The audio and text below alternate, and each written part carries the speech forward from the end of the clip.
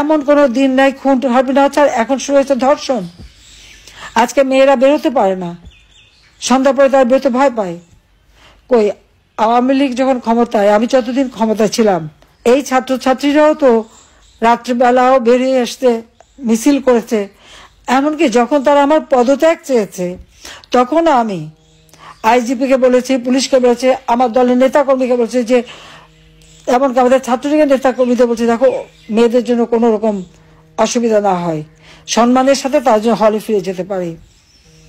আর সেইখানে তখন তো তারা আমার বিরুদ্ধে স্লোগান দিচ্ছে, আমার সরকারের পতন চায়। তো ঠিক আছে, আমি ছেড়ে দিয়ে চলে এসেছি। এখন কেমন আছে তারা? কোন স্বাধীনতা ভোগ করছে? তারা নাকি সব স্বাধীন হয়ে গেছে। একটা ছোট্ট শিশু থেকে শুরু করে কেউ বাদ যাচ্ছে না। ধর্ষণের মহা উৎসব, আর তাদের কোনো বিচার নাই। বাড়ির মধ্যে ঢুকে খুন করে চলে আসছে, পরিবার সহ হত্যা করে যাচ্ছে।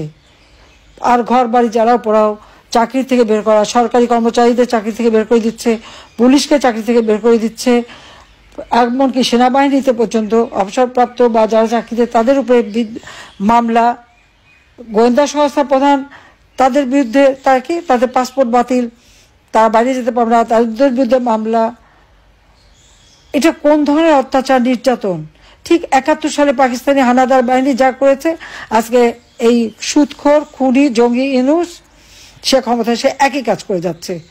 প্রত্যেকটা জঙ্গি সন্ত্রাসী সব আজকে কারাগার থেকে মুক্তি দিয়ে দিয়েছে। আপনি একটু হিসাব করে দেখেন যে সারা বাংলাদেশের সমস্ত কারাগার থেকে সমস্ত সন্ত্রাসী, জঙ্গি, এমনকি হলি আর্টিজানে আক্রমণকারী, ২১ আগস্ট গ্রেনেড হামলা, পার্বত্য চট্টগ্রামে আগুন দেওয়া, সমস্ত জঙ্গিদের কিন্তু মুক্তি দিয়ে দেওয়া হয়েছে।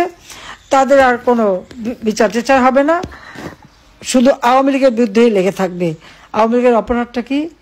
স্বাধীনতা এনে দিয়েছে, অর্থনৈতিক মুক্তি দিয়েছে, মানুষের জীবন মান উন্নত করেছে, ঘরে ঘরে বিদ্যুৎ দিয়েছে, সুপেয় পানির ব্যবস্থা করেছে, শিক্ষার হার বৃদ্ধি করেছে, চিকিৎসার ব্যবস্থা করেছে। এটাই কি আওয়ামী লীগের অপরাধ? যে মানুষ একটু শান্তিতে ছিল, সুখে ছিল, খাবারের অভাব ছিল না, পুষ্টির অভাব ছিল না, সবকিছু আমরা করতে পেরেছি। কাজে আজকে আমার এটাই কথা যে এইভাবে এই দুঃশাসন চলতে দেওয়া যাবে না, কারণ মানুষের জীবন আজকে অতিষ্ঠ। আজকে বিশেষ করে যখন এই ছোট্ট শিশুরা পর্যন্ত রেহাই পায় না, সে আসিয়াকে যেভাবে ধর্ষণ করা হলো, এটাই হচ্ছে সবচেয়ে দুঃখজনক। একের পর এক এই ঘটনা ঘটছে। কাজে এই দুঃশাসনের কবল থেকে মানুষকে মুক্তি দিতে হবে। কারণ ইউনূস নিজেই স্বীকার করেছে যে তার দেশ চালানোর কোনো অভিজ্ঞতা নাই, সে জানিই না, পারিই না। সে তো বিদেশিদের কাছে, বিদেশি কয়েকটি চ্যানেলে এবং সে ইন্টারভিউ দিয়েই সে বলে যাচ্ছে যে তার অভিজ্ঞতা নেই, সে পারে না, সে জানে না। বলছে তাহলে ক্ষমতা থাকে কেন? আর ক্ষমতা এসছে কেন? শুধু টাকা মানি লন্ডারিং করার জন্য? আজকে আমার উন্নয়ন বাজেটের থেকে প্রায় ২.৫ লক্ষ কোটি টাকা বাদ। তে টাকা গেল কোথায়? আমার যে বয়স্ক ভাতা, বিধবা ভাতা, সামাজিক নিরাপত্তা, ১১৬টা প্রজেক্ট, সে টাকাগুলি কোথায় গেল? আজকে বই দিতে পারলো না, সে টাকা কোথায় গেল? বৃত্তি উপবৃত্তির টাকা, সেগুলি কোথায় গেল? সে টাকাগুলি কোথায় লুট করে খেয়ে গেল? আজকে সাধারণ মানুষের কষ্টের সীমা নেই, কাজ নেই, খাবার নেই, ওষুধ নেই, রোজার সময় পর্যন্ত তাদের কষ্ট। প্রত্যেকটা জিনিসের দাম বেড়েছে। আমার সময় নাকি অনেক দাম বেড়ে গিয়েছিল, তাই নাকি কিছু খেতে পারতো না। তো এখন কি অবস্থায় আছে সেটা আমরা সবাইকে জিজ্ঞেস করা। আমরা তো চেষ্টা করেছি যার যেখানে এতটুকু অসুবিধা সেটা দূর করতে। তো আজকে মানুষের কষ্টের তো সীমা নাই। কাজে এখন সময় এসে গেছে, দেশের মানুষকে বাঁচাতে হবে। মানুষের, বিশেষ করে যারা সাধারণ ছাত্রছাত্রী, তাদের তো আমি দোষ দিই না। হ্যাঁ, একটা অপপ্রচার করে করে বিভ্রান্ত করা হয়েছিল মানুষকে, কিন্তু এখন তো সবাই হাড়ে হাড়ে টের পাচ্ছে যে আমরা থাকতে কেমন ছিলেন আর এখন কি অবস্থায় আছেন, সেটা নিশ্চয়ই তুলনা করতে পারছেন। তাই বলবো যে এখন এই ইউনূস একটা সুদখোর, খুনি, জঙ্গিবাদ, জঙ্গিদের ছেড়ে দিয়ে মানুষকে খুন করে যে দেশটাকে আজকে ধ্বংসের দিকে নিয়ে গেছে, এই দেশকে রক্ষা করার জন্য সবাইকে ঐক্যবদ্ধ হতে হবে। কি পেলাম না পেলাম সেটা আগে বড় কথা না। রাজনীতি করি বাংলাদেশের জনগণের জন্য, দেশের জন্য, দেশের মানুষের জন্য, মানুষের কল্যাণে। নিজের জীবনের দিকে তো তাকাইনি, নিজের ছেলে মেয়েদের জন্য তো কিছু করে দেয়নি। যা করেছি দেশের মানুষের জন্য করেছি। আমাদের ভবিষ্যৎ প্রজন্ম, তরুণ সমাজ, তাদের জন্য একটা উন্নত দেশ গড়ে তোলা। আধুনিক প্রযুক্তি জ্ঞান সম্পন্ন দেশ গড়ে তোলারই পদক্ষেপ আমরা নিয়ে কাজ করে যাচ্ছি, কিন্তু সেখানে এই চরম বাধা। আজকে 7টা মাস মানুষ ঘরে ঘুমাতে পারে না, জঙ্গলের সময় কাটাতে হয়। কেন এই অবস্থা থাকবে? এখন আমাদের সকলকে রুখে দাঁড়াতে হবে। শত শত মামলা, মিথ্যা মামলা আমাদের বিরুদ্ধে দিয়েছে। তারা জানে মামলার কোনো রেজাল্ট হবে না, কিন্তু মামলা দিয়ে বেজ্জতি করা, হয়রানি করা, বিদেশে সম্মান নষ্ট করা, সেটাই করতে চাচ্ছে। কিন্তু একটা দুর্নীতিবাজ এত মিথ্যা মামলা দিয়ে হয়রানি করে যাচ্ছে, কিন্তু সে কি রেহাই পাবে? দুর্নীতি দমন কমিশনের ইউনূসের বিরুদ্ধে 4টা মামলা হয়েছিল।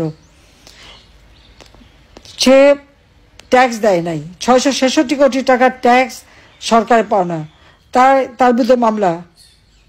শ্রমিকের অর্থ আত্মসাৎ, সেখানে সাজাপ্রাপ্ত আসামি, আবার শ্রমিক কল্যাণ ফান্ডের টাকা, সেখান থেকে 25 কোটি টাকা সে আত্মসাৎ করেছে, সেই মামলা।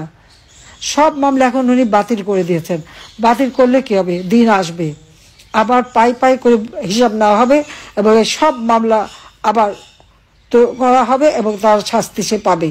এবং এত হত্যাকাণ্ড ঘটেছে, এত মানুষকে হত্যা করেছে, সমস্ত হত্যার বিচার হবে, কারণ এই খুন তারই করা। নইলে যে বুলেট দিয়ে হত্যা, আপনারা এই জাতিসংঘের যে রিপোর্ট, সেই রিপোর্টে কিন্তু দেওয়া আছে প্রায় 60% হত্যাকাণ্ড হয়েছে 7.62 বুলেটে।